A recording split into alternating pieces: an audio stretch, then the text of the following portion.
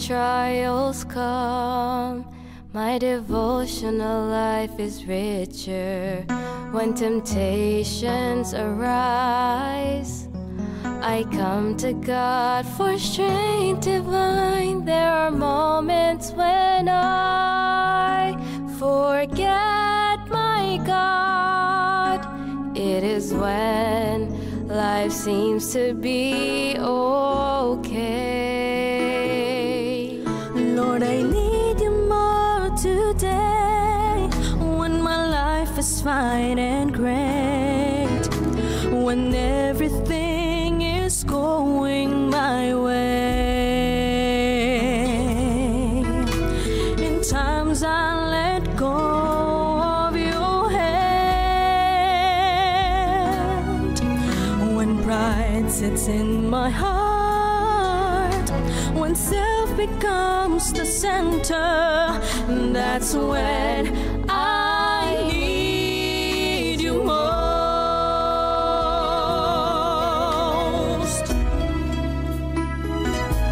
Oh, like David when I am on a mountain top, when I'm winning battles left and right, when ministry is going well, when I feel I can do anything. On these moments I am the prone to wonder. I need you in missions.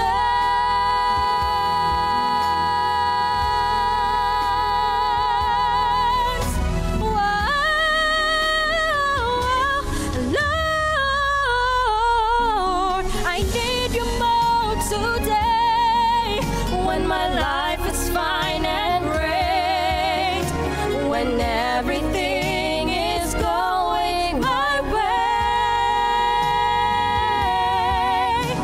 In times I let go of your hand, when pride sits in my heart, when self becomes the center, that's when I need you most. Lord, I need you more today.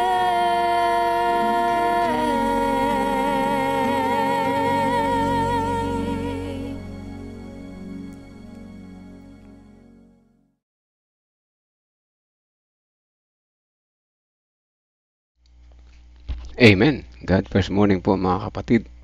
Patuloy tayo ay pinagpala ng Panginoon sa umaga nito. Happy Preparation Day. Araw naman ng Biyernes, napakabilis umikot ng araw mga kapatid. Parang kailan lang ay Sabado, ngayon ay magka-Sabado na naman ulit. Ano po? Ganyan kabilis ang pagdating ng Panginoon. So ayan, sa mga nariyan sa live ngayon, sa mga nangunguna sa chat box, Sister Shirley, good morning. God first morning po sa inyo. Ate Revy, gayon din. Sister Vicky, ang sa ating masipag na na tagapakinig. Andyan, sa ibang bansa pa siya pero patuloy niya sumusubaybay. Ano? Sister Sweetie, gayon din naman. God first morning po sa inyo. Nanay Nerissa at yung iba papasok pa lamang. Ano po. Ngayong umaga kasama natin si Pastor nandito sa kabilang linya. Teka lang, bubuksan ko lang. Pastor, i-on ko lang yun yung camera na po. Teka lang. Ayan. God first morning po, Pastor. Okay na po.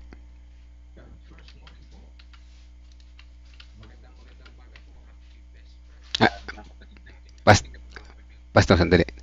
Teka lang, ba't nawala yung audio mo? Sandali lang po. Okay. Sound check nga po, Pastor. Okay na po. Okay. Ayan, okay. Malakas. Sound check. Malakas na po.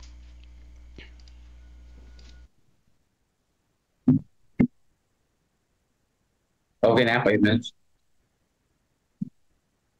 Okay na po, Pastor. Happy Vesper po sa inyo pong lahat mga kapatid. Salamat po Brother Melvin at sa lahat po ng ating pong tagapakinig ngayon. God first morning po. Ang ating pong pag-aaralan ngayon sa baka ating malimutan, kilalanin si Ellen G. White. Ngayon ay February 7, napakabilis. Vesper na at bukas ay araw ng Sabat at patuloy tayong ginagabayan ng ating Panginoong Diyos sa bawat sandali ng ating pong pamumuhay. So ngayon po ay tayo po ay manalangin. Panginoong Diyos na siyang aming tagapagligtas, sa umaga nito ay aming idinadalangin ang pag-aaral namin na makilala si Mrs. White na inyong itinalaga. Pero higit namin na gustong makilala ay ang inyo pong mga karakter, Panginoong Diyos, na siyang nagbibigay sa amin ng lakas, inspirasyon para gawin ang inyo pong nais sa amin. Salamat, Panginoon, sa pag-ibig niyo po sa amin. Salamat sa patuloy na pagbibigay sa amin ng kalakasan. Ito po ang aming dalangin sa banal na pangalan ni Jesus. Amen. So sa ayon po dito sa ating pinaka-key text, Ecclesiastes 12:1, alalahanin mo rin naman ang lumikha sa iyo sa mga araw ng iyong kabataan. So si Mrs. White kasi ay isang kabataan noon, kasama nila James White na kanya na pangasawa, sa mga kabataan na naglilingkod sa ating Panginoong Diyos. Tingnan natin yung kwento dito. Habang nagdarasal ako sa altar ng pamilya, bumaba sa akin ng Espiritu Santo at tila tumataas ako ng tumataas palayo sa madilim na mundo. Lumingon ako sa mundo upang hanapin ang mga taong naghihintay sa pagparito, ngunit hindi ko sila matagpuan. Ang isang tinig ang nagsasabi sa akin, tumingin ka muli at tumingin ka sa itaas ng kaunti.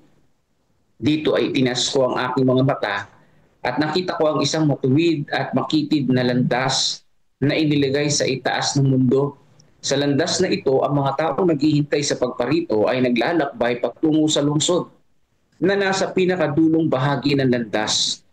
Ang mga salitang iyon ay nagtala ng bahagi ng unang makalangit na pangitain ng 17 pa lamang, si Ellen G.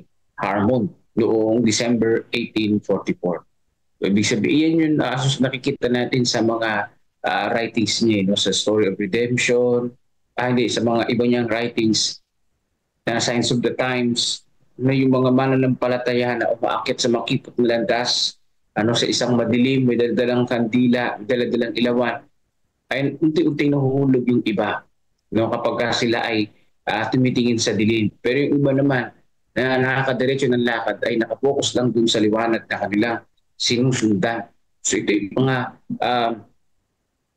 pangitain ni Mrs. White. Si Ellen at ang kanyang kakambal na kapatid na babae ay isinilang na pinakabunso. Yan, may kakambal siya. Sa isang pamilya na may 8 anak sa Gorham, Maine. Ibig sabihin, pang-8 siya, bunso sila, no? O 2 sila. O sa madaling sabi, kung si Mrs. White ay nabuhay sa panahon natin ngayon, maaaring hindi na siya isinilang. Dahil kaunti lang mag-anak ang mga tao ngayon at ngayon minsan wala pa. Di ba? So noong November 26, 1827, ang kanyang ama na isang tagagawa at nagbebenta ng mga sombrero, sa kalaunan ay inilipat ang pamilya sa Portland, Maine. Sa Portland, naranasan ng 9 anyos na si Ellen ang isang aksidente na lubhang nakaapekto sa kanya. Tinamaan siya sa muka ng bato na ibinato ng kaklase. Siya ay nasa bingit ng kamatayan sa loob ng ilang linggo. Nang maglaon ay gumaling siya, ngunit ang karanasan ay nagdulot sa kanya ng mahinang kalusugan, ano pat hindi niya na ipagpatuloy ang kanyang formal na pag-aaral, kahit na sinubukan niya ng buong puso.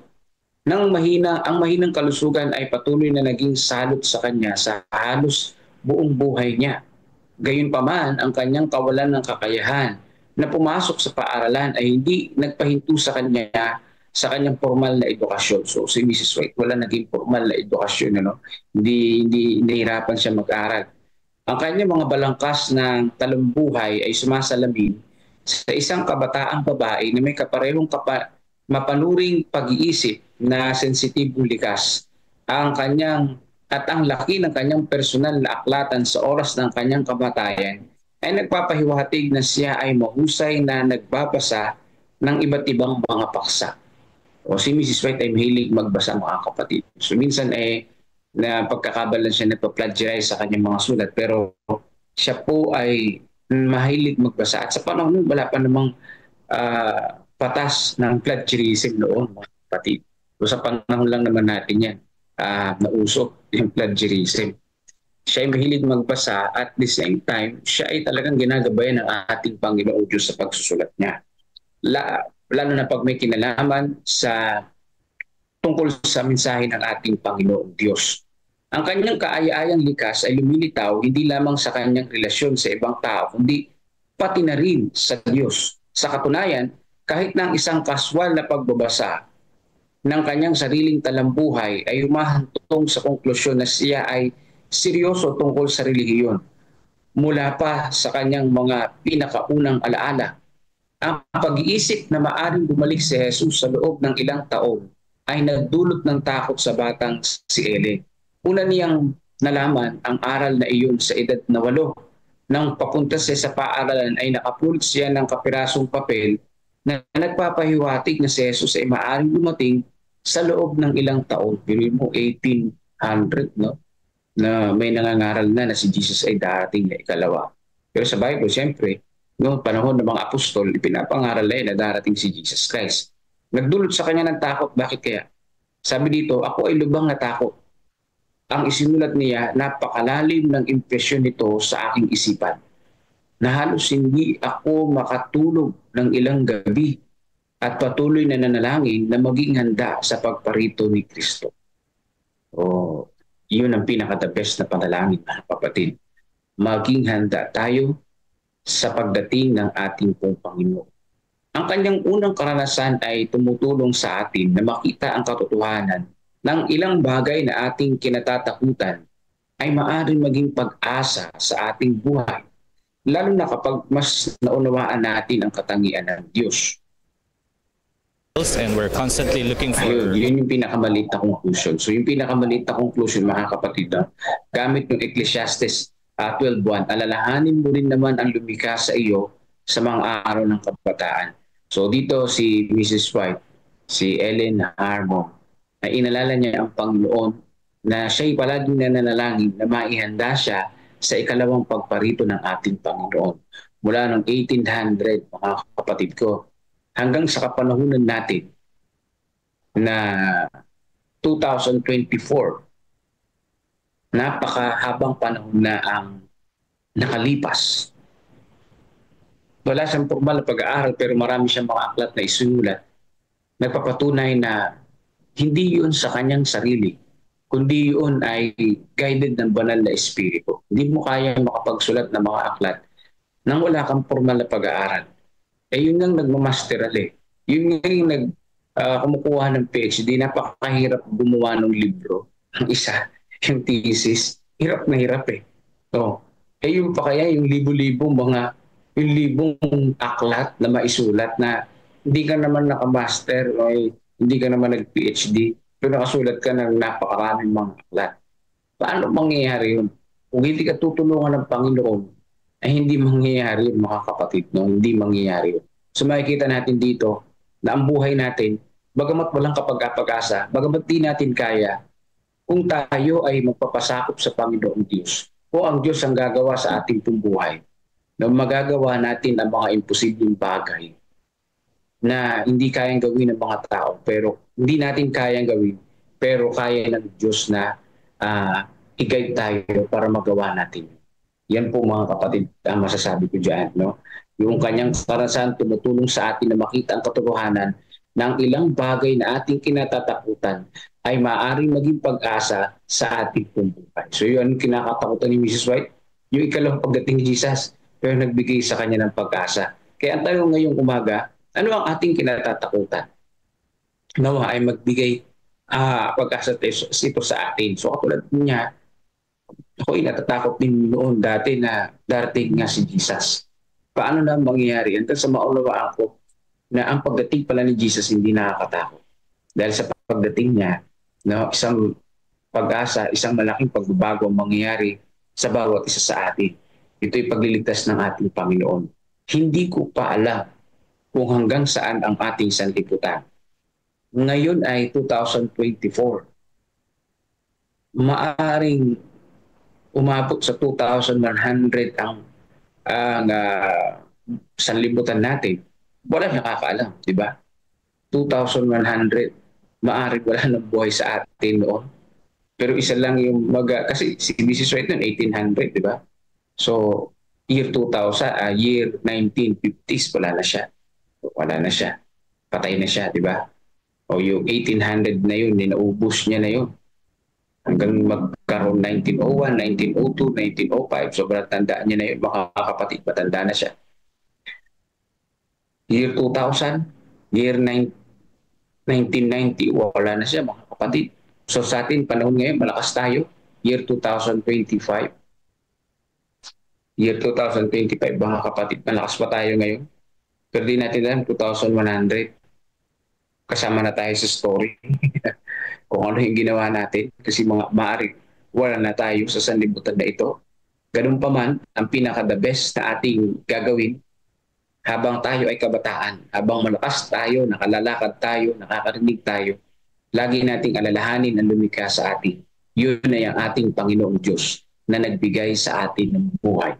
Yun ang ating tagapagligtas na muling babalik. Alalahanin natin siya at patuloy tayong dumalangin sa ating pong Panginoon Diyos. Maraming salamat po sa inyo pong pakikinig mga kapatid at patuloy tayong magdalanginan sa bawat isa. Ang inyo pong mga prayer request ay amin pong pabasahin mamaya. So ako nagpapasalamat sa kagalingan ng aking misis at din sa patuloy na kagalingan ng aking mahal na ama. Ayan, salamat sa Panginoong Diyos. Salamat po sa inyo po mga prayer. At God bless po sa bawat isa. At ibalik na natin ang pagkakataon kay Brother Melvin Pilasano. Amen. Salamat po, Pastor. Tunay na napakabuti ng Panginoon. Ano? Kita niyo si Ellen White, ang ganda ng kanyang story. Sabi dito ay mula sa kanyang murang edad. Nagkaroon na siya ng malalim na takot at paggalang sa Diyos, mga kapatid. Ano po? Kaya pinapaalala sa atin ng lesson ni Ellen White tungkol sa nangyari sa kanya. Yung kahalagahan ng paghubog ng pananampalataya habang bata pa. Kita niyo po, napakahalaga niya yung paghubog ng ating pananampalataya habang bata pa. Kasi, teka lang Ay, ano nangyari? Ayan. Habang bata pa tayo, dapat ay turuan natin yung ating mga anak. Kasi, mas mahalaga habang bata pa, matatag na yung kanilang pananampalataya. Para maging lumalim yung kanilang pananampalataya at maging matibay sa paglipas ng panahon, kagaya ni Ellen White, di ba? O, isa pa yung isang kahinaan daw ay hindi hadlang. O, tama, sabi ni Pastor, di ba, sa kanyang reflection. Maging tayo man ay mahina, hindi yan hadlang para sa paglilingkod sa Panginoon. Kaya, maaari niyang lumapit lamang tayo kay Jesus at magtiwala sa kanya. Gagamitin niya tayo sa pamang kapamaraanan na kaya natin para makapaglingkod sa kanya. Yung pangatlo ay matakot. Kagaya ni Ellen White, yung pagkatakot niya sa Diyos sa darating ng Panginoon, o kailangan ko ipaalam sa iba na parating na ang Panginoon. Yan yung nagtulak sa kanya, para siya ay patuloy na gumawa sa bukirin. Kaya isang magandang halimbawa si Ellen White. Again, tinataas natin si Jesus, ginamit si Ellen White. Kahit na siya ay baldado o baldado, Nagkaroon ng kapansanan yung paa niya dahil tinamaan ng bato. Bira yung kaklase ng bully, ano? Ng bato ng kaklase. Hindi mo tinamaan, naghagis ng bato o sinadya yung batuhin. Ganun pa man, nangyari sa kanya yun, ano po. Pero siya ay nagpatuloy sa tulong ng Panginoon. Hindi siya nawala ng pag-asa, ano po. So ayan, patuloy tayong makinig sa CLPM ng mga reflections and lesson doon, ano po, bago tayo manalangin mamaya. Diyan lamang kayo, samahan niyo po ulit ako, kami ni Pastor, papasok lang kami doon. Kami matututo pa, tayong lahat ay matututo pa, ano po. At sa mga bagong pasok, good morning po. At first morning, Brother Jojo Gatmaitan, ayan, si Ate Sally, Nanay Nerissa, si Nanay Fina, Sister Janet, good morning po, Sister Des Flores, and Sister Etel Margo. Magandang umaga po, welcome po ulit sa Discipleship Ministry. Ate Lorna, at iba pang nandiyan sa background. Kaway-kaway po kayo para mabati ko kayo. Na-approve lamang nila yung ating entry. Ayan, ito na. And faith. Pero mas mabigat ang tukso sa mga may kakayanan, mga kapatid. Sabi ni Sister White, the one to whom God has entrusted a large capital will not, if he loves and fears God, find it a burden to meet the demands of an enlightened conscience according to the claims of God. The rich will be tempted to indulge in selfishness and ano mga kapatid? And avarice, and to withhold from the Lord his own. But he who is true to God will, when tempted, answer to Satan, it is written, will a man rob God? What shall it profit a man if he shall gain the whole world and lose his own soul? Or what shall a man give in exchange for his souls? Ang ganda ho nitong pagkakahanay ni Sister White. Siya po talaga ay very inspired po talaga. Masasabi ko mga kapatid, si Sister White talaga inspired. Ang bawat paggamit niya ng mga biblical principles na nakahanay sa stewardship principles ay very empowering mga kapatid, nakapagtutulak na isa kabuhayan ang mga prinsipyong ito. Alam niyo, nung ginamit po niya yung salitang, kung natutukso ang mga mayayaman na mag-indulge in selfishness and avarice, idinugtong kaagad po niya mga kapatid yung kaisipan ng, ito po yung parabola ni Jesus. Naalaala niyo po ba itong, nung nasa ibaba na quotation na ito ni Sister White, na kung naaalala po ninyo yung lalaking mayaman, di ba? Sabi niya na okay na lahat, ayos naman na lahat, ang dami-dami pang dumarating, ano ba ang gagawin ko dito? Sabi niya, gano'n, naalala niyo mga kapatid, ano gagawin ko sa mga kayamanang ito? So, sanabi niya, plano siya, magtatayo pa ako ng maraming imbakan. Meron siyang plano ng selfishness and avarice. Mga kapatid, he planned at nagsalita ang langit. Ang sabi sa kanya ay, hangal na lalaking mayaman. Plano ka ng plano sa iyong selfishness and avarice. Hindi mo ba alam na mamayang gabi ay patay ka na? Kukunin na yung buhay at wala kang mapapala. Sabi gano'n ng Biblia mga kapatid sa story ni Jesus sa parable na ito. Kaya ang sabi ito, sabi ng Panginoon sa kanya, what shall it profit a man if he shall gain the whole world and lose his own soul? Or what shall a man give in exchange of his soul? Hindi mga kapatid. Walang puwang sa puso ng isang taong nagmamahal sa Panginoon ang selfishness and avarice, yung covetousness. Naaakay tayo ng lubos na pagrespeto, pagkamangha sa Diyos na nagbigay ng lahat. Ang sarap mga kapatid, ang sarap tingnan. Kaya medyo mahirap man ang pakikipagbaka ng mga may higit na kakayanan kaysa mga mahihirap dahil sa dami ng pwede nilang gamitin ay pagka hindi guided ng mga principle na ito ay magiging mali ang paggamit ng mga resources na ipinagkatiwala ng Panginoon.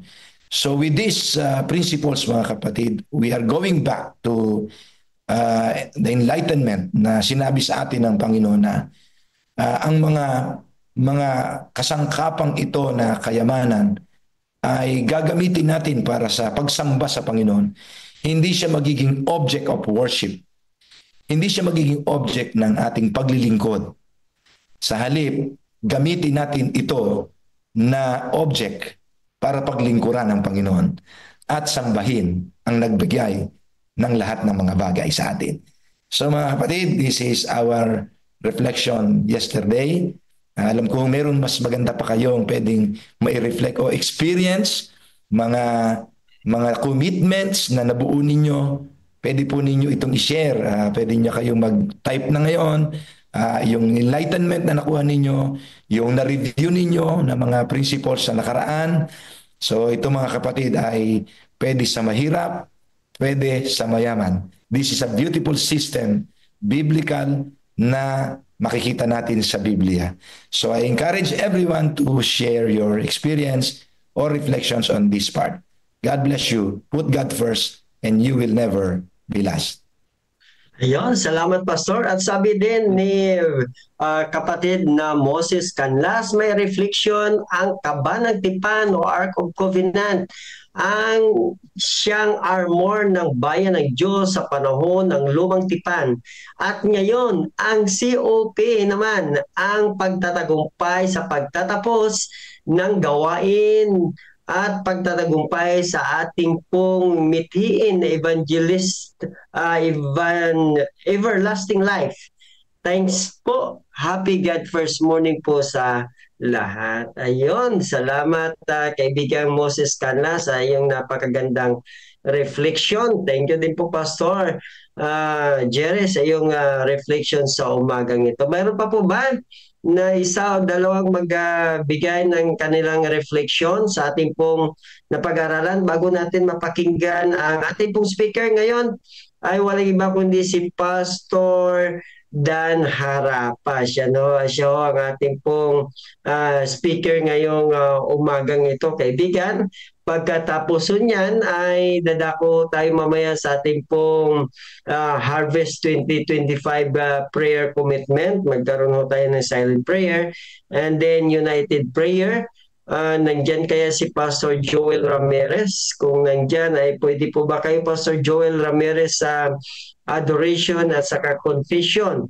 Ang manguna ho sa ating Thanksgiving at supplication ay walang iba kundi si Pastor John Moralda. Yun, supplication, Thanksgiving, and then closing song at gayon din closing prayer ng ating pong speaker kapatid si Pastor Dan Harapa. Ayun, kaibigan, mayroon pa po ba? Tingnan natin sa ating pong Facebook kung mayroon pa ho silang mga reflection. Okay, reflection. Ito. Sabi ho ni kaibigang Tristan Lee Mazaro, kaya nga po huwag nating gayahin ang katangian ni Satanas na maramot, sakim at mapag-imbot, kundi ang magandang katangian ng ating Panginoon ang ating gayahin na malayang magkaloob. Dagdag pa po. Okay, ang ating pong self-team din nagbigay ho ng pagbati sa ating lahat. Ayun. So, okay, meron pa po si Edmond Garcia Sabio. Sabi niya, Amen. Remember liberty principle. Nowhere in the Bible we can find offerings are given less. It is always more when it's given with faith, love, and gratitude. Amen. Amen. Amen. Sakay Edmond Garcia Sabio. Ayan, mayroon pa po ba? Okay, si LV Polito. Sabi niya, God is faithful. As a response to His love, we must be faithful steward to Him in all aspect of our lives. Ayan, maraming salamat ho. At salamat din ho sa 8 na nag-share ng ating hong God First Morning. At gayon din sa kasama pa po natin, umabot na ho tayo ng 59,000 ngayon na viewers. Ayun. Maraming salamat po sa mga viewers. Mayroon pa po ba na reflection, kaibigan, dito sa ating pong platform? 5 minutes more, Pastor. 5 minutes more. 5 minutes more. Yeah. Okay, last na lang ho. Ito, babasahin ko ho itong reflection ni Nef Lazaro. Sabi niya, napakabuti ng Panginoon sa bawat isa. Tunay na just and fair. Sa pagbabalik ng ikapo at pagbibigay ng mga handog. Kung ikaw ay mayaman at malaki ang kinikita, 10% ang ibabalik mo. At kung mahirap ka naman, 10% pa rin ang ibabalik mo.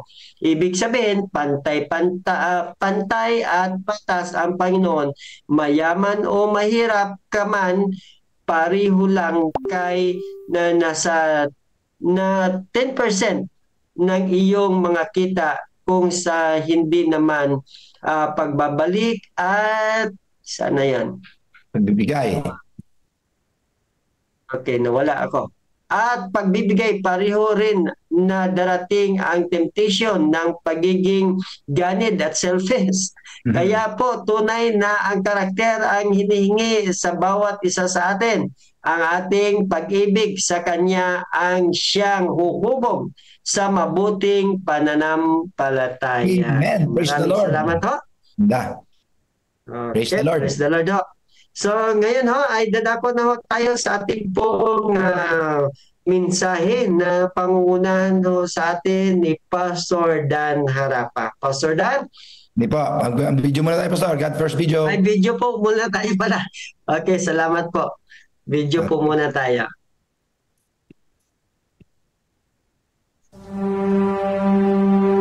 At the right time and with a solemn purpose, the Adventist movement was raised as a fulfillment of biblical prophecy to prepare the world for the second coming of Christ.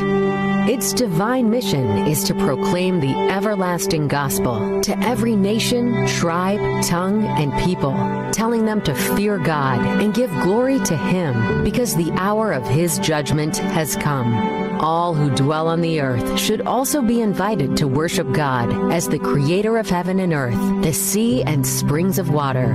In Acts 1:8, Jesus indicates 3 geographic segments that must be reached by this missionary endeavor: Jerusalem, all Judea and Samaria, and to the end of the earth.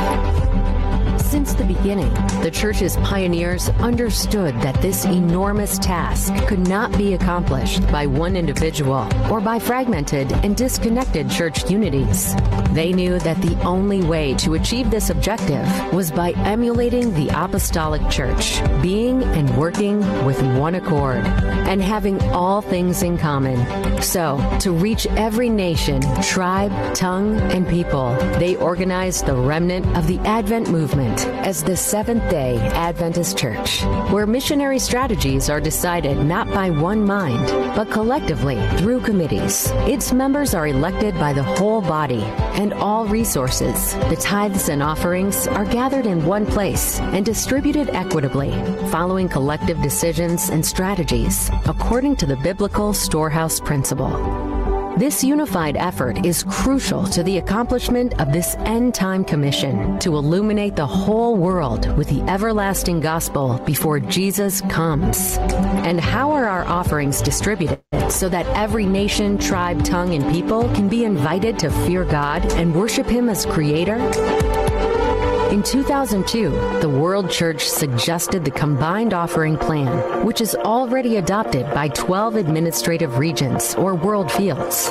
While the destinations of offerings suggested by the givers are always respected, this offering plan proposes that all non-assigned offerings should be automatically distributed following the geographical missionary segments mentioned by Jesus in Acts 1:8. So, 50 to 60% of all non-assigned offerings stay at the local level, usually the local church. 20 to 30% of all non-assigned offerings are applied to regional mission, usually administered by the conference or mission. And 20% of all non-assigned offerings are administered by the General Conference and applied to the world mission. While following the combined offering plan guidance, offerings are distributed to support all approved projects, initiatives, ministries, and regions of the world. On the other hand, assigned offerings that should ideally be given only in addition to the unassigned ones can only cover the assigned project or destination, leaving all the others uncovered.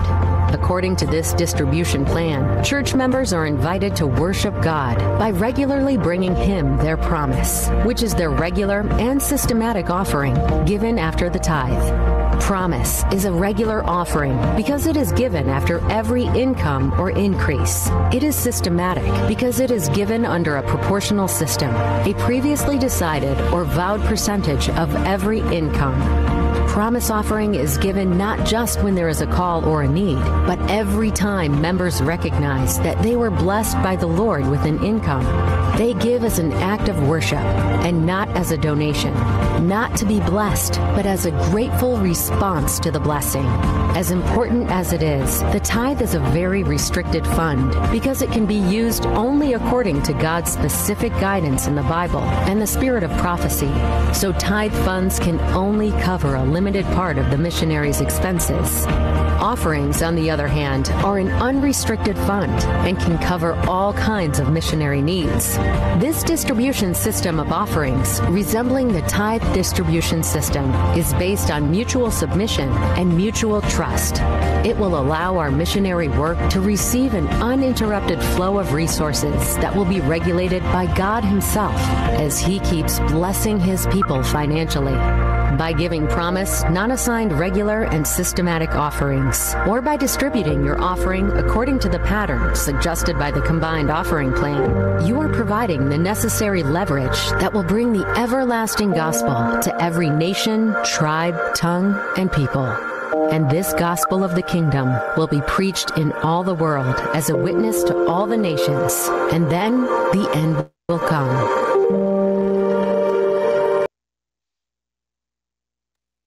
Amen. Okay, Pastor Dan, pwede na po kayong magsalita.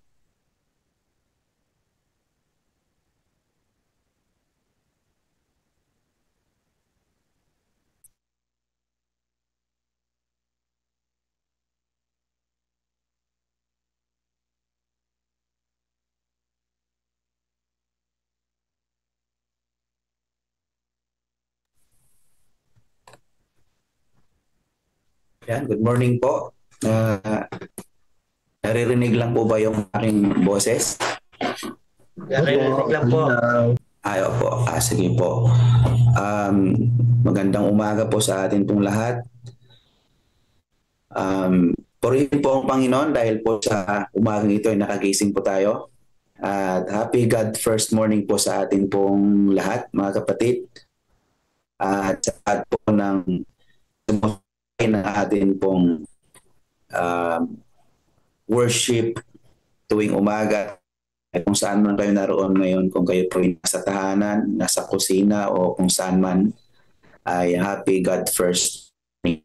Yung topic po na ibinigay sa akin, galing pa rin po sa atin pong aklat na Councils and Stewardship, at nandito po tayo ngayon sa doon sa section na pinamagatang Bound by Covenant Visions. Po, nung binasa ko po ito, mga kapatid, ay short lang po ito na at itong akin pong naunawaan na ito pala po ay connect mismo sa Malachi 3. Opo. So, akin pong simula na ito. Sabi po sa mga paragraph na mga kinote ko dito sa aklat ng Councils and Stewardship.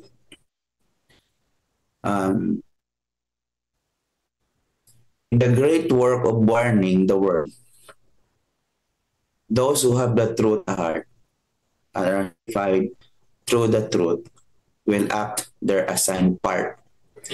They will be faithful in the payment of tithes and offerings. Every church member is bound by covenant relation with God to deny himself to every extravagant outlay of means. Let not the want of economy in the home life enter as an aid to act our part in strengthening work already established and in entering new territory. Dito po, mga kapatid, sabi po ng atin pong propetisa na si Ellen White, habang tayo po ay papatapos na po yung history ng mundong ito at tayo po ay tinawagan ng Panginoon na naging remnant church, tayo po ang magdadala ng sa sanlibutan sa atin po na mga naglilingkod talaga sa Panginoon, tapat sa kanya pong paglilingkod. Tayo po ay tinatawag na maging tapat din po sa hindi lamang sa pagsamba, sa ibang bagay, sa pangangailangan tayo mismo sa pagbabalik ng ating pong ikapo at tayo daw po mga kapatid, bawat isa sa atin, church member, every member ay is bound by covenant relation with God to deny himself to every extravagant outlay of means. So, sa halip na maging marangya yung buhay natin, atin pong alalahanin na bawat isa sa atin ay tayo po ay talagang inaatasan na tayo po ay pinalalahanan na tayo po ay mayroon pong kasunduan, mayroon po tayong covenant sa ating Panginoon. Na once tayo ay naging Kristiyano, ang covenant na ito ay tayo po ay nakipagkasundo sa Panginoon na kung ano ang kanyang kalooban, ay yun po ang masusunod sa ating buhay.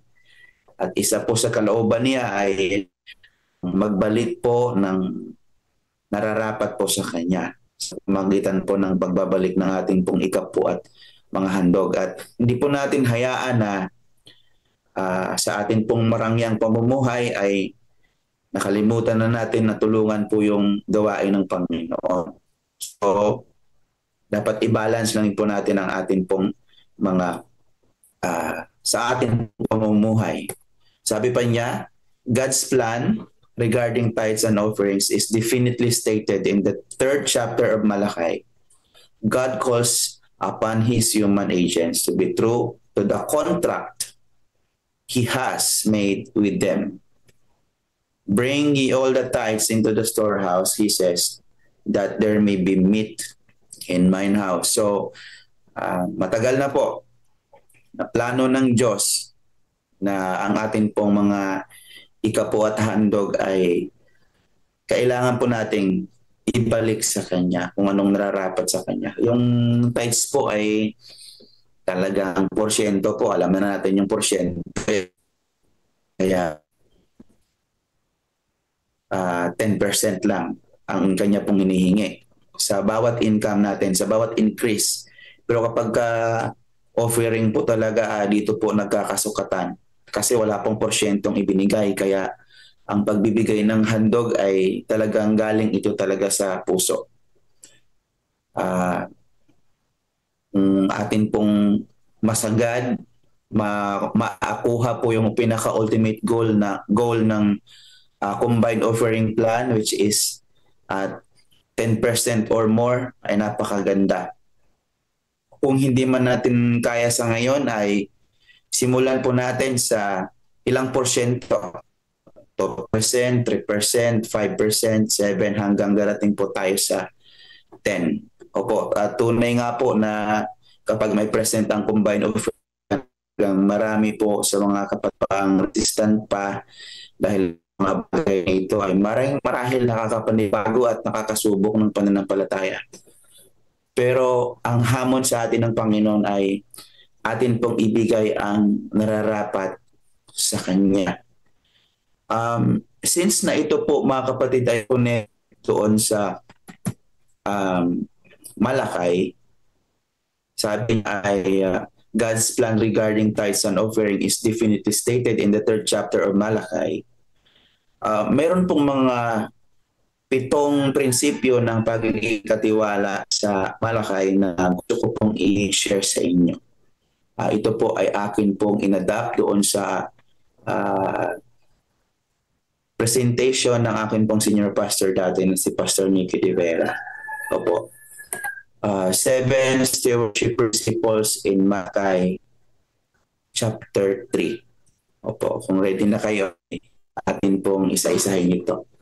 So, number 1 po, tithes and offerings are God's. So, sabi dito, verse 8, will a man rob God? Yet you have robbed me. But you say, wherein have you robbed thee? In tithes and offerings. So, ito po yung pinapalahan natin na ang tithes and offerings po mga kapatid ay hindi po yan atin. Yan po ay pagmamayari po ng Diyos.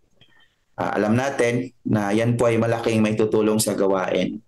Do not neglect the Levites or pastors and missionaries in the modern context. Those who serve in the ministry and preach the gospel should get their living from the church. So dito po nabubuhay sa ikaput handog yung atin pong mga manggagawa, yung atin pong mga Levita, gaya po sa mga pastors, mga missionaries in the modern context. Kaya yung tithes and offerings ay mapupunta yan mismo sa Diyos, may ibabalik natin. At pag natanggap ito ng ating pong mga magagawa, kasi dito lang naman po sila nabubuhay, wala silang ibang mga sideline ng mga business, ang ibabalik po nila sa atin, sa mga miyembro po sa buong iglesia ay services. So pinaglilingkuran tayo ng ating pong mga Levita, ang ating pong mga pastors and missionaries. So kaya po, ang unang prinsipyo po dito sa Malakay ay tithes and offerings are God's. Hindi po ito atin. Kaya ibalik natin ang nararapat sa Kanya. Pati yung ating offering.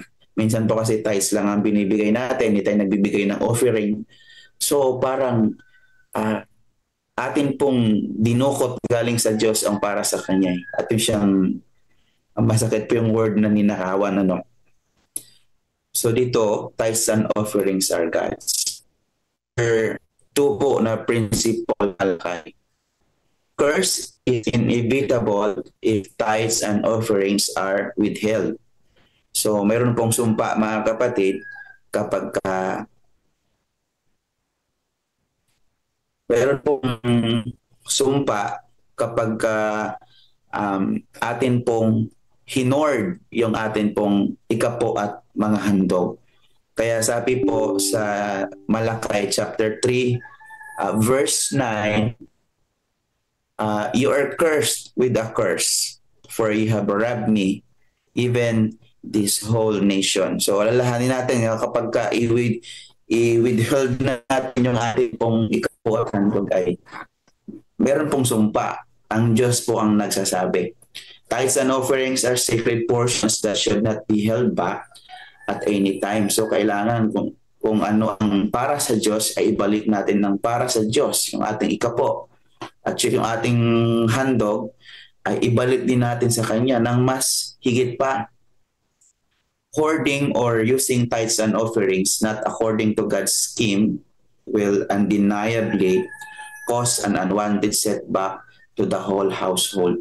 So, kaya malaki pong epekto sa atin pong pamilya ito. Mayroon pong sumpa, hindi lang tayo, pati maisama na rin yung atin pong bungsong bahayan. Sabi po sa Deuteronomy 26 verses 12 to 15. So kaya atin pong alalahanin na mayroon pong sumpa kapag hindi natin ibinabalik ang para po sa Panginoon. Number 3 po, all tithes go into the storehouse. Yun pong sabi po sa verse 10. Bring ye the tithes into the storehouse, that there may be meat in mine house. So yung storehouse po is located in the house of the Lord, that many rooms to keep contributions from the people of God. So hindi po atin pong iglesia ang storehouse. according po sa mga prinsipyo ng ikalawang Chronicles chapter 31, 4 to 11 at saka Nehemiah chapter 13 verse 12, ang storehouse po ay iba. Ang house of the Lord ay meron pong many rooms. Yun po ang storehouse. Doon po ang imbakan ng trigo, imbakan ng palay, imbakan ng langis. Nandun po yung mga ika-10 bahagi at mga handog ng mga baka, kambing. Ay hindi naman pwedeng dalhin natin yung kambing natin sa church. Ikapo natin. Kaya kini-convert na lang po natin into a monetary. Kaya magkaiba po ang storehouse kaysa house of Lord. Yung kanya pong templo mismo, ang kanyang simbahan. Kaya dito po sa mga prinsipong ito po ay pinapakita sa atin ng atin pong church headquarters, CLPN, is likely considered as monetary depots in our ecclesiastical setup. Kaya dalhin po natin ang atin pong mga ikapo at handog ay mapunta po yun doon sa atin pong opisina. At doon po may mga porsyento base sa ating mga pag-aaral last time na dadalhin po ang mga ibang porsyento papunta po sa CLPM, tapos ang natirang porsyento ay dalhin sa union, tapos dalhin sa division, tapos dadalhin sa GC. So, pangdaigdigan po ito. Kaya kailangan natin pong ibalik at dalhin po ito lahat sa storehouse. Hindi po natin pwedeng i-store sa atin pong simbahan. Meron po kasi tinatawag na retinine na ang kanila pong ikapo at mga handog ay sa kanila lang pong simbahan mananatili, yung 9%. Ang 2% lang ang kanilang ibinibigay. Opo. Kaya yung number 4 po, God gives tremendous blessings. Kapag tayo po ay nagbabalik ng handog natin ng 10% or more at saka ang ating pong ikapo, magbibigay po ang Panginoon ng hindi masusukat na mga pagpapala, hindi mabibilang, tremendous blessings po. Sabi po sa Malachi chapter 3 verse 10b, "Prove me now herewith, saith the Lord of hosts, if I will not open you the windows of heaven and pour you out a blessing that there shall not be room enough to receive it." So ito po yung hamon sa atin at paalala na prove me now.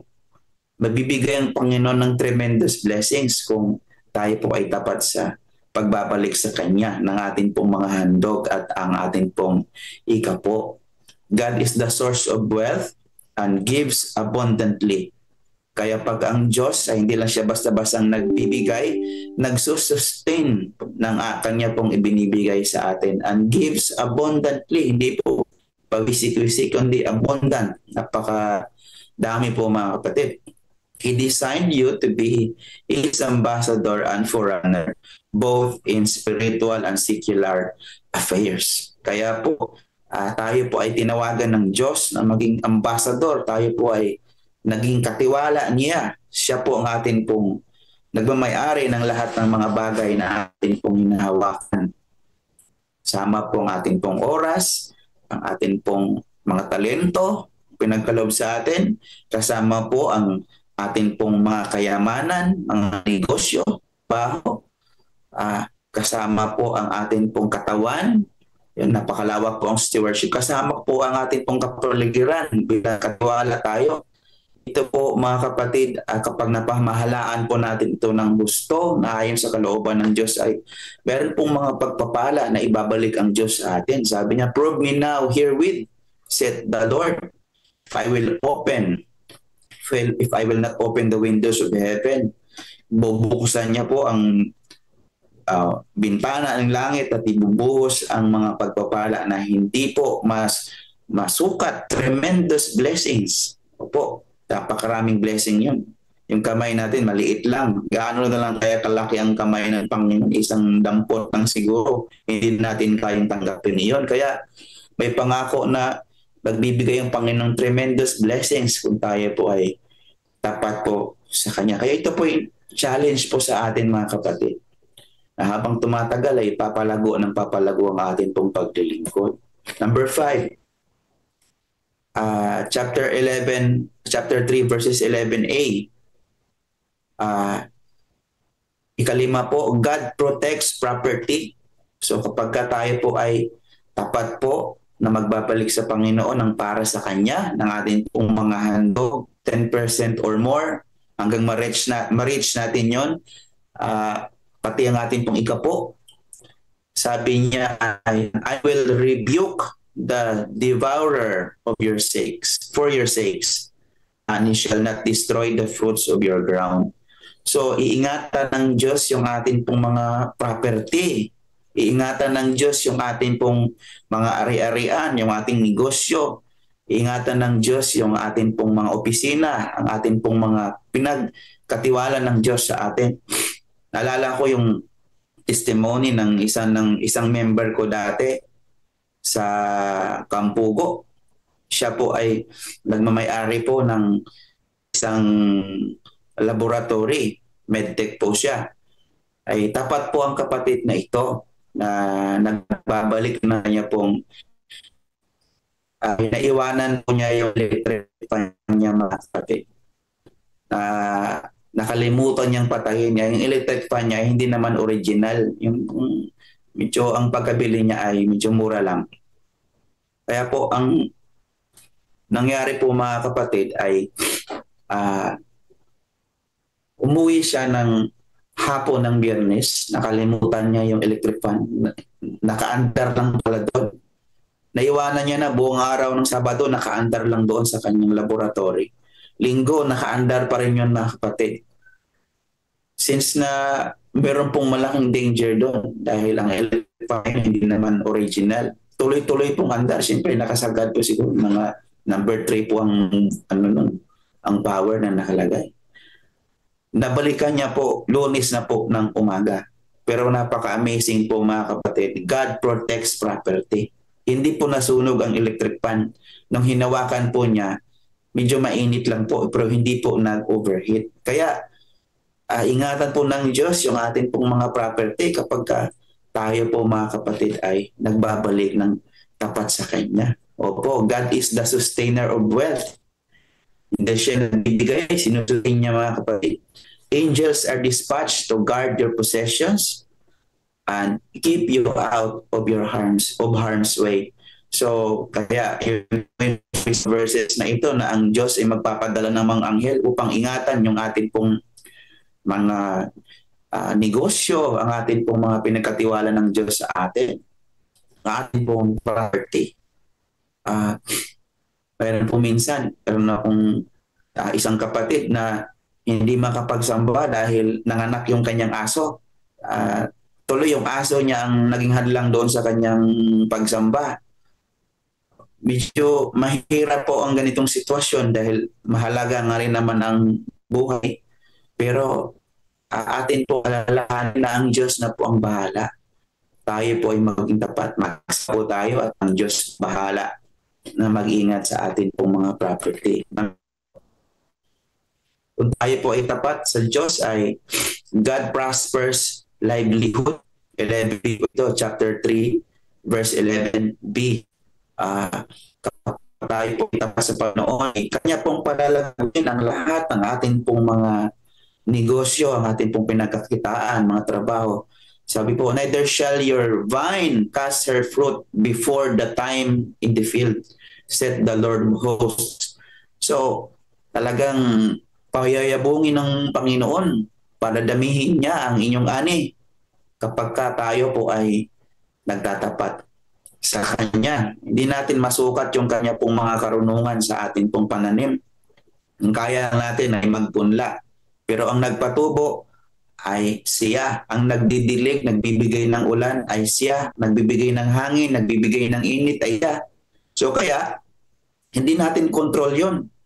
Kagabi nga may dinalaw kami dito sa may Tayabon. Nung nagdalaw kami, ay may nagdalaw kami na nagsisibuyas. So problemado nga sila dahil ang kanila sibuyas ay inatake po ng mga uod. At walang tigil daw sa kakain yung uod, kaya araw-araw sila nagsispray. Kaya pinapaunawa ko sa kanila na ang uod ay kahit yung spray ay hindi niya talagang kayang kontrolin. Yung Panginoon ang talaga makapag-control noon kasi ang Panginoon ang may-ari ng lahat eh. So magtiwala sa Panginoon at ang Panginoon ang magbibigay ng increase. Kaya naging masaya doon nung na-encourage namin yung may-ari ng nalungkot ay naging masaya. God makes you more than sufficient and abounds in everything you do. He will help at the proper time, will multiply your source of income without fail. So, kaya God prospers livelihood. Ang Panginoon ang magpapalago ng ating pong mga negosyo kung tapat po tayo. Yun po yung number 6. Number 7 po, wealth and success are powerful testimony. So, kung tayo po ay tapat mga kapatid, ang atin pong katapatan ay maging testimony po sa mga taong nakapaligid sa atin. Sa ating pang pilay, mga kaibigan.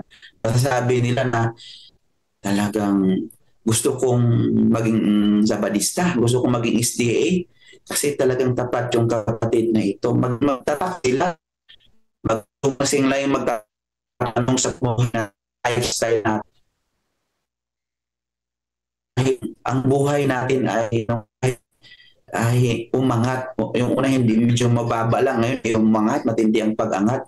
So, maging powerful testimony po ang atin pong buhay.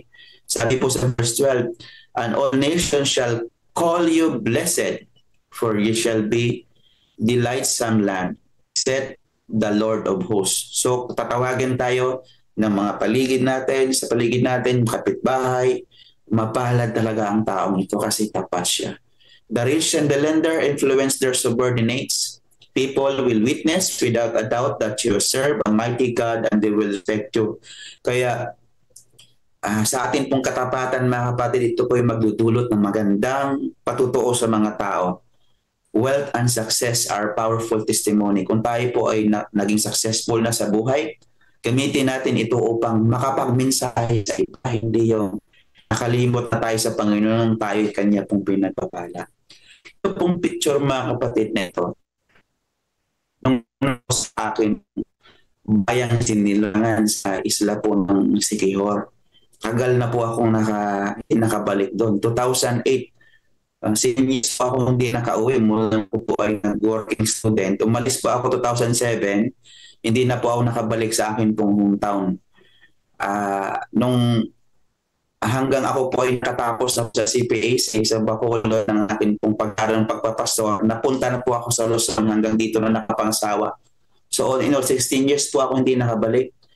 Pero nung nauwi ako, napakasaya ako kasi nakita ko yung mga kapatiran doon sa aming iglesia sa Candabog Church. Kung hindi pong nakita ito mga kapatid, ito pong naka-brown na naka-polo, na naka-brown at black po ang kanya pong slacks. Ito po yung si Uncle Jerry Sumagang. Ito po yung graduate ng theology sa BC. Pero sa kailangan mga kapatid, after na graduation, pumila-pila din po siya sa mission natin dyan sa NOSM, Negros Oriental Siquijor Mission.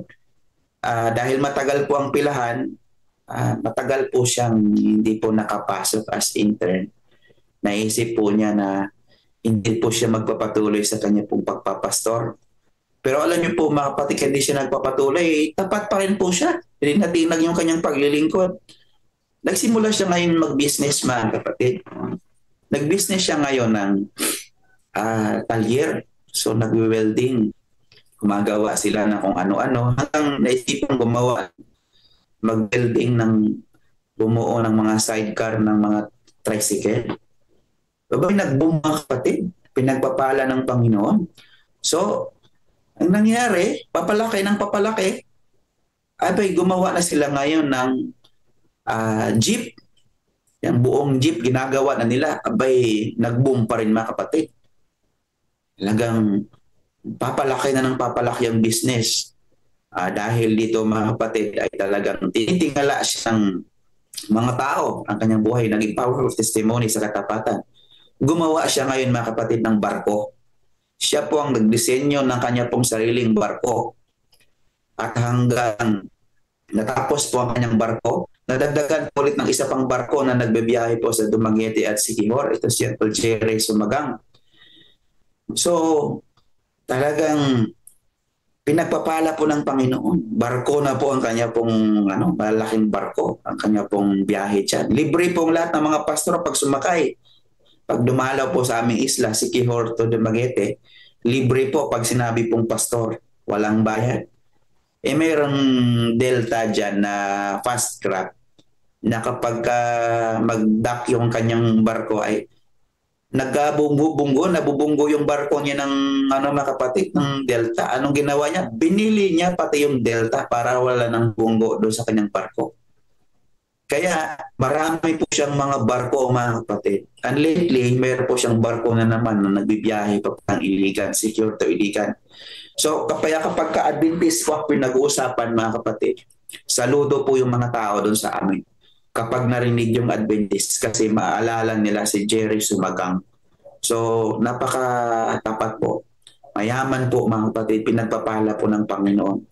Tsaka itong church namin ito, itong Candabog Church, nakita nyo ito yung background na ito. Itong mga church na ito ay itong church, puro businessman, mga miyembro nito. Sa buong mission, sila po ay second to the highest sa contributions po. Ang una po yung Dumaguete Central Church. Sila po yung pangalawa, hindi po sila naiwanan doon sa tithe and offering contribution. Malaki po, mga kapatid, ang kanila po na ibibigay. Kaya dito po, pinapalahan tayo maging magpapala tayo, mga kapatid, kapag tayo po ay tapat. Last reading po, na nakuha ko po doon sa atin pong reading ng Counsels on Stewardship. He who gave His only begotten Son to die for you has made a covenant with you. He gives you His blessings, and in return, He requires you to bring Him your tithes and offerings. So, tingnan natin na ang Diyos ay namatay sa atin. Pinadala ng Diyos ang kanyang kaisa-isang anak, naghirap, tinorture hanggang namatay, binigay niya ang buhay niya. Hindi po ba ito sapat, mga kapatid, upang tayo po ay makipagkasundo sa Kanya at maging tapat sa lahat ng atin pong mga kita at sa lahat ng atin pong mga pinagkakitaan ng buhay natin. Siguro sa tingin ko ito'y sapat na upang tayo po ay maging tapat. Lalahanin natin na pinagpapala tayo ng Panginoon. Yung Kanya ay ibinigay niya lahat. Tayo pa, porsyento pa eh. Pero sa Kanya, He gave His only begotten Son, 100% ibinigay niya yung Kanya. So sa atin din po, challenge tayo na ibibigay din natin yung para sa Kanya. Kung hindi man natin ma-reach pa sa ngayon, at least papa-increase po ito ng papa-increase, mga kapatid.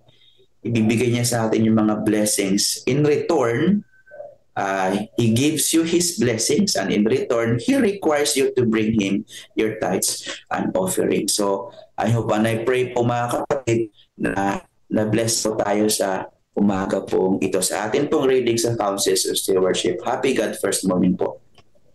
Amen. Amen. Salamat, Pastor. Amen.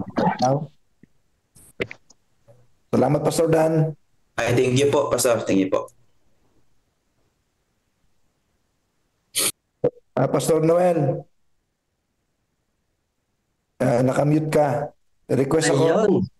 Request ako. Maraming salamat. Pastor Dan. Yes po, sir. Bago tayo punta sa prayer, request kami. Opo, Pastor. Member ka ba ng group chat natin sa GFM and Happy Me? Hindi ko, Pastor, kung member ako doon, Pastor. Ang alam ko lang ay sa CLPM, Pastor. Sige, pakisend mo nga yung kahit personal mo na lang sa akin, ako na magsesend sa group chat ng GFM para magamit namin yung tools na yan. Salamat ha. Opo, Pastor. Send ko po sa inyo mamaya. Sige po. Thank you po. Ayun, salamat po Pastor Jared, Pastor Dan sa iyong napakaganda at inspiring na mensahe na pinagkaloob sa bawat isa sa atin. Ngayon po, kaibigan, ay dadako tayo sa ating pong tinatawag na silent prayer, at siyempre doon pa rin po tayo, kaibigan, sa ating pong focus na sa ating pong focus, kaibigan, na Harvest 2025. Tayo po ay manalangin, kaibigan, ng silent mga 3 minutes. After ng 3 minutes ng ating pong panalangin, ay kasunod ho niyan, kaibigan, ay ang ating na pong prayer sa ating pong Amen, mga kapatid. Ano po? At yan ang ating lesson sa umaga na ito. Magbibigay ako ng 3-point reflection bago tayo magpatuloy. Isang mabilis lang, ano po, para mas lalo natin maunawaan yung lesson sa umaga na ito. Bound by Covenant Relation yung title, ang ating title yan po. Bound by Covenant Relation. Sandali. Ayaw, dibali, okay lang yan. So sabi dito sa ating lesson ay number 1, ang katapatan sa pananalapi bilang bahagi ng pananampalataya. Yung palang ating katapatan sa pananalapi. Bahagi yun ng ating pananampalataya. Napakaganda ng sinabi dito. Sabi ang pagbibigay ng tapat na ikapo. Ulitin ko, ang pagbibigay ng tapat na ikapo, mga kapatid. Ano po? Pag sinabing pagbibigay ng ikapo, kasi hindi lahat tapat magbigay ng ikapo. So, dinihin dito yung pagbibigay ng tapat na ikapo. Kasi marami sa atin, kahit ako, ganito rin ako dati, nasasabi ako tithes. Hindi naman 10%. Hindi tapat, Ang pagbibigay ng tapat na ikapo at handog ay hindi lamang isang tungkulin, kundi isang pagpapahayag ng ating pananampalataya. Pagkapalataya, may pananampalataya sa Panginoon, mga kapatid. Dapat tayo nagbibigay ng tapat na tithes and offering. So, kung sinasabi natin na patatagin ang aming pananampalataya, dapat tayo mag-practice na maging matatag yung ating pananampalataya. Sabi nga, ang ating panalangin ay nasa Diyos ang awa, nasa tao naman ang gawa. Yes, papanalangin natin na maging matatag yung ating pananampalataya. Ngunit, mga kapatid, dapat din naman nating pagsimikapan na ipakita sa Panginoon ang ating pananampalataya. So, kung tayo ay hindi tapat mag-offering, mag-tithes and offering, asan ang pananampalataya natin, mga kapatid? Pananampalataya natin bilang pagkilala sa Diyos na siyang nagkaloob sa atin. So, tandaan po natin, napakagandang punto sa to, Kung matatawag natin tayo may pananampalataya, mga kapatid, ng Diyos bilang ating personal at tagapagligtas, nagkaloob ng lahat ng ating bagay, dapat pala tapat tayong nag-ikapo at naghahandog. So, ayan, yung palang panalo na. Meron na tayong guidelines para maging maganda yung ating covenant sa Panginoon. Mag-ikapo tayo ng tithes, ng tapat. Pangalawa, may pananagutan daw sa ating tipan sa Diyos. Yung ating tipanan sa Diyos, ang ating covenant sa Kanya, ito yung tinanggap natin siya bilang personal at tagapagligtas. Meron tayong kasunduan, tipanan na, na tayo ay susunod sa Kanyang mga gusto at utos. Sabi ito, bilang bahagi ng tipan ng Diyos sa Kanyang bayan, tayo ay may responsibilidad na maging matapat sa ating pangako sa Kanya. Ano ba yung pangako natin sa Kanya? Nung tayo ay tinanggap natin siya, susundin natin siya, di ba? Maging tapat naman tayo sa pangako natin. Sabi dito, responsibilidad natin yan. Dapat nating suriin ang ating puso. Puso na naman, mga kapatid, hindi bulsa din ang sabi rito. Dapat nating suriin ang ating puso at tiyaking sumusunod tayo sa Kanyang mga prinsipyo. Ayan, hindi lamang sa pananalapi, lalong higit, kundi sa lahat ng aspeto ng ating buhay, mga kapatid. Ayan, maganda, Mayroon pala tayong responsibilidad bilang pakikipagtipan sa Diyos. So, pag di natin yan sinusunod, para ba tayong nagpakasal sa asawa natin, tas meron tayong another woman or another man.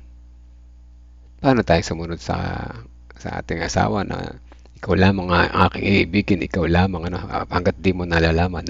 Ganun ba yun, mga kapatid? Pero ang Diyos nalalaman niya.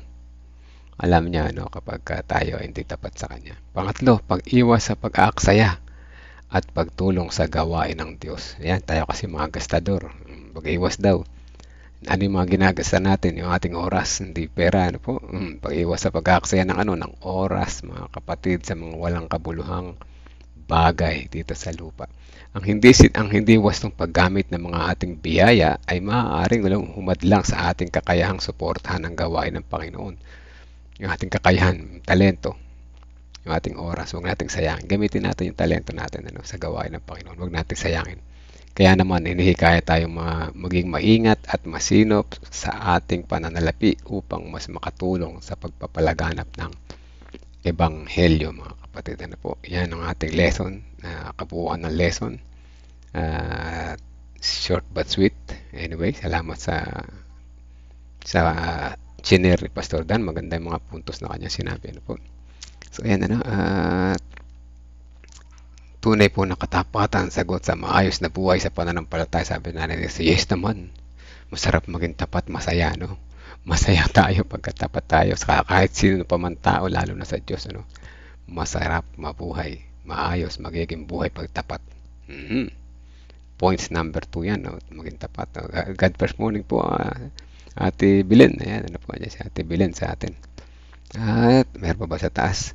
Mga kapatid, habang nagdududa at hinuhold natin ang malayang paghahandog, ito, maganda sinabi na ni Risa, ay tunay na ninanakawan natin ang Diyos. Masakit pakinggan pero totoo, at di tayo tunay na nagmamahal sa Kanya, yun ang mas masakit, peke yung ating pagmamahal sa Kanya.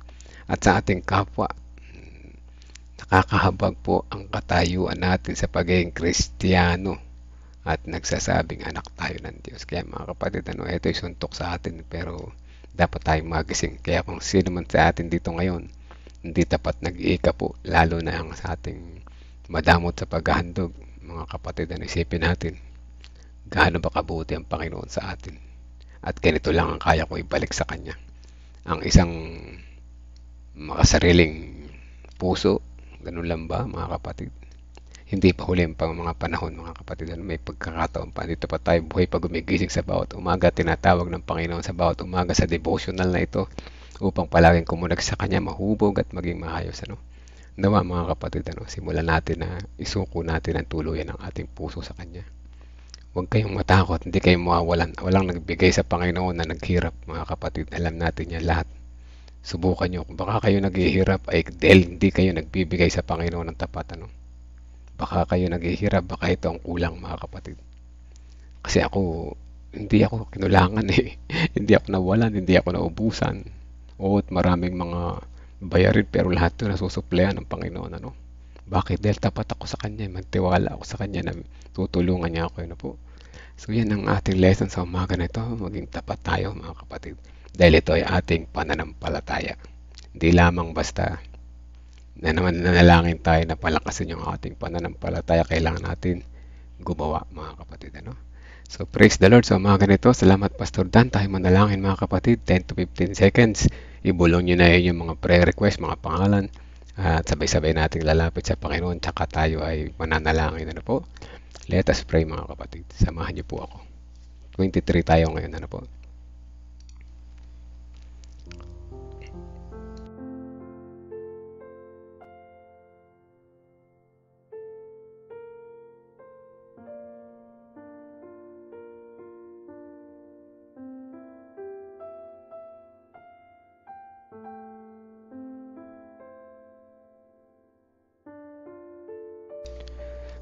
Tayo manalangin, mga kapatid.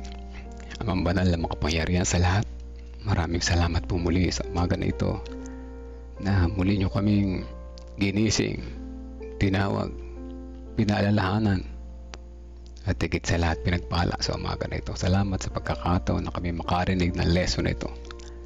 Nawa sa aming pagpapatuloy na pagkilala sa inyo sa tagal na ng panahon na kami ay nagsasabing kilala namin kayo, ay nawa na tuluyan namin kayo makilala. Malaman namin na kayo ang tagapag-provide lahat ng aming mga mayroon kami. Nawa sa aming pananampalataya matutunan namin maging tapat sa inyo o dakilang Diyos. Tapat na magbigay sa inyo na inyong karapat dapat na ikapo at mga handog. Tapat na huwag magsayang ng aming oras sa walang kabuluhan dito sa lupa. Tapat na huwag magsayang ng aming lakas bagot makatulong kami sa gawain sa pagtatapos ng iyong ebanghelyo. Maraming salamat po, Ama, sa lesson na ito na patuloy na nagbibigay sa amin ng inspirasyon para gumawa at huwag magsayang ng oras. Sa pagpapatuloy na aming panalangin, narito po ang aming mga kapatiran na kasama-samang nananalangin. meron kaming mga ibinulong ng mga prayer request, maaaring mga pangalan, maaaring mga sitwasyon sa aming buhay, sa aming pamilya, maaaring pinansyal, maaaring kalusugan o dakilang Diyos. Ito po ay inyong dinggin ayon sa inyong kalooban, hindi lang sa aming kagustuhan. Dalangin din namin na may mga karamdaman na nagpapagaling, nagpapalakas. Sister Abel Hermino, si Brother Ramon Hernandez, si Nanay Juning Alpindo, si Ma'am Karin, si Tatay Divino Alabanza, si Doc Partida, kaya din si Ma'am Carmen ang kanilang patuloy na kalusugan, at ang mga nagtatrabaho sa malayo, sina Gerald, si Sister Estrella Joy Rilia, Brother Buboy, Sister Tintin Paa, at ganun din yung iba pang nasa malayo na hindi namin nabanggit. Ang Harvest 2025 o Panginoon, ay tulungan niyo po kami na makalahok dito at kayo din maging matagumpay. Ang CLPM admin ay amin din dinadalangin po sa inyo. Kayo din si Pastor Nelvin at si Ma'am Karin sa kanilang bagong teritoryo. Tulungan niyo po sila sa kanilang paglago, pagganap, at maka-inspire pa rin ang iba. Dalangin din namin si Nanay Sarmiento at kayo din yung kapatiran sa Pantok na may sakit ang kanyang paa, hindi siya makalakad para siya makasamba na. Dalangin din po namin si Nanay Johnny, ni Nanay Belen Kilantang sa kanyang patuloy na pagpapagaling tapos ng kanyang operasyon. Dalangin din po namin patuloy ang mga kapatiran na nakikinig ngayon, na samahan kami sa maghapon na ito, dakilang Diyos. Ilayo kami sa anumang kapahamakan at bigyan kami ng sapat naming pangangailangan. I-guide kami, o dakilang Diyos, sa aming mga pagdedesisyon sa aming buhay. Patuloy na kayo ay mga kasama namin at magawa namin ang karapat-dapat.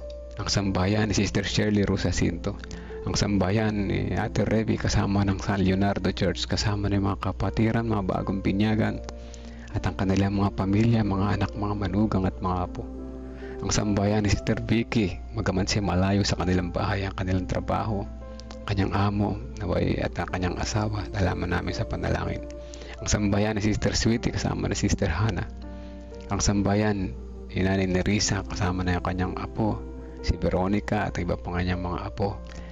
At kayo din si Brother Reynaldo Eusebio, dakilang Diyos. At kayo din pasasalamat ni Pastor para kay Ma'am Karin na patuloy siyang pinapagaling. Kayo din ang kanyang tatay na si Tatay Divino. Patuloy niyo po silang palakasin sa bawat araw. Ang sambayan ni Ate Lorna at Kuya Bobby, kasama na yung kanilang trabaho na mabigat araw-araw. Ang sambayan ni Sister Ethel Magro,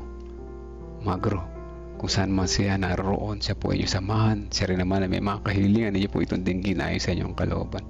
Ang sambayan ni Sister Des Flores, ang sambayan ni Sister Janet, Brother Jojo Katmaitan, ang sambayan ni Sister Nimpa Rivera, ang sambayan ni Nanay Fina, ang sambayan ni Ate Sally Sanchez, ang sambayan ni Sister Antonina Nunez, ang sambayan ni Sister Gloria Balbido, ang sambayan ni Sister Belinda Salvania, sambayan ni Sister Josephine Mercado, ang sambayan ni Sister Sinaida Manarang, kasama na yung kanyang mga anak, mga apo, yung anak niya na nasa Saudi sa kanyang daily driving, at yung kanyak na niya si PJ ay niya pong samahan sa araw-araw. Patuloy na makilala kayo, dakilang Diyos. Dalangin din namin ang sambayan ni Ate Evelyn, kung saan kasama niya yung mga invites na patuloy na sila maging matatag sa kanilang pananampalataya sa aming mga naririnig na lesson sa bawat araw. Ito'y aming matutunan, maisabuhay din naman namin. Tulungan niyo po kami maging tapat sa inyo sa lahat ng aming mga gawain, sa lahat ng aspeto ng aming buhay. Dalangin din po namin ang sambayan ni Sister Valentina Cordova, gayon din ang sambayan ni Sister Rosel Hernandez, ang sambayan ni Sister Resbeb Gutierrez, ang sambayan ni Sister Melissa Gamboa, ang sambayan ni Kuya Melchor, Kuya Narsing, Kuya Monching Calas, at ang sambayan ng iba pang naming kapatiran din namin. Nabasa ang pangalan, ngunit sila kasama namin na nanalangin sa mga ganito. Maraming salamat po, o dakilang Diyos, sa pagdinig sa aming panalangin, at patawad po sa inyo man kami na sumpungan, nagkulang at nagkasala.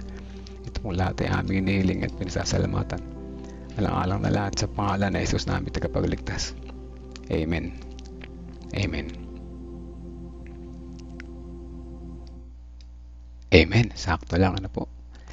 Sakto ang music. natapos. Salamat po sa pagsama sa akin sa panalangin. Nakasama natin si Jesus habang nananalangin. Nawa ang ating mga maghapon na ito ay maging masaya. Happy preparation day sa lahat. Patuloy na tayo ay maging handa para bukas. Sabi ko nga kung talagang tunay tayo nagbabago at nananampalatayang kahapon, yung aking reflection, dapat pala tayo ay uma-attend ng lahat ng services ng church at hindi nalalate. O susubukan nyo na bukas, challenge nyo sarili nyo. Sarili nyo na lang i-challenge nyo po, huwag na iba. Unahin natin i-challenge sarili natin. Attend ako bukas ng Sabat. Okay, mamaya sa Vesper. Attend ako ng Sabat, aagahan ko. Bahala sila kung late sila, basta ako aagahan ko. At mag-i-stay ako hanggang hapon. Makikipellowship ako sa church habang nagpa-potluck kami. Yan, maganda, Kaya nga tayo may potluck fellowship, Magiging close kayo ng inyong kapatiran. So, yan mga kapatid, na-bless tayo sa umaga na ito at patuloy tayong manalangin sa ating sariling buhay. Minsan ako naglalakad, nagdadrive na nanalangin ako mga kapatid. Gusto ko yung kasama ko si Jesus kung saan ako pumupunta. So, ayan po. Hanggang dito na lamang. God first morning po sa atin lahat at God bless us all. Po. Bukas ay Sabado. Sa linggo baka hindi ako makapag-live pero susubukan natin. Sa linggo pa naman. Sige po.